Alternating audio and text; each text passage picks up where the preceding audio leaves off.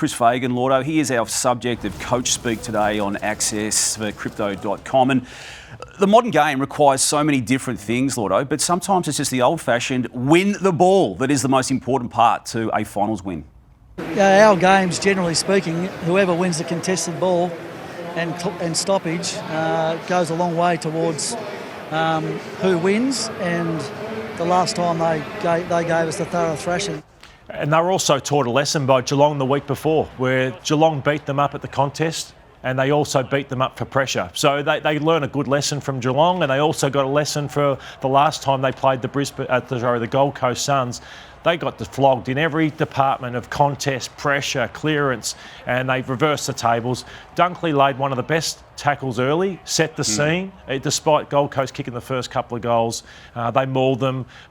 Gold Coast are most dangerous when they run, carry, overlap. Brisbane didn't give them that. We can see the depth here. Look, there's celebrated midfielders. Lockie Neal's not part of it, Lordo. That's another story. He's still trying to be ready for a grand final, unlikely to be so. But Sam Marshall was on the end of some of these plays here, just in a little way where he's always in the right spots for such a young player. Jasper Fletcher, and then that man there, Will Ashcroft, played the game of his life, and that takes some saying, given he's already got a Norm Smith medal in his CV. Yeah, I don't know who loves Dunkley more, me or you. Me, I've got him. I went before you did, Lordo, and you know I did. I'm convinced you to embrace him as well, but he just performs. He just performs. He's been there for 3 years, Lordo, and look at the transformation in this football club. It's the 3 years, or 2 years of grand finals and another preliminary final under his watch. And look, just looking at that, that's not a stat you throw up lightly. Jimmy Bartell, the great Jimmy Bartell. Look at those other players, iconic figures at their football clubs in finals, and this man has got his own worthy spot on that list with the most number of tackles in a final now. There's no ego with him, you know, because there's a lot of players that go, no, I'm a two-time premiership player, like I can win 30 possessions myself, but he'd never do that. Josh Dunkley, knowing him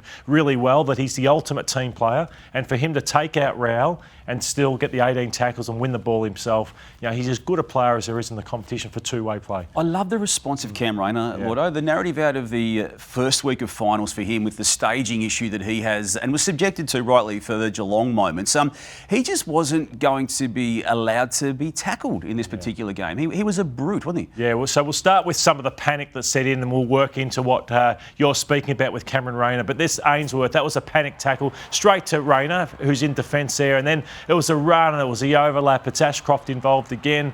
McInerney, he was confident too, playing as a forward, and he got it out to Lohman. It's the best game I've seen Lohman play too for a while. I think he's had a disappointing year, but he impacted well. But this is where Mac Andrew needs a big summer to get stronger and bigger, to go, okay, I couldn't lay a glove on Cameron Rayner. He was too powerful. He was too explosive. Twice he couldn't stick his tackle. So that's where Damian Hardwick could go away and say, we were bullied, we were monstered by them, but Cameron Rayner, he's like a bit of Dusty. No, I can't say Dusty because Dusty's won 3 Norm Smiths, but it was that type of game from him on the weekend. We saw the Crows not able to respond to what John Newcombe was doing within the game, but the Lions did, Lordo, with what Ben King was doing early for the Suns, and they moved Darcy Gardner off him. Harris Andrews, again, not surprisingly, given his already well-proven track record of 3 times All-Australian, but the moment this move was made, they were back, the Lions. Yeah, couldn't agree more, Damo. So King looked like Carey early on in the game, what he was doing to Gardner. He was just too big, too strong, and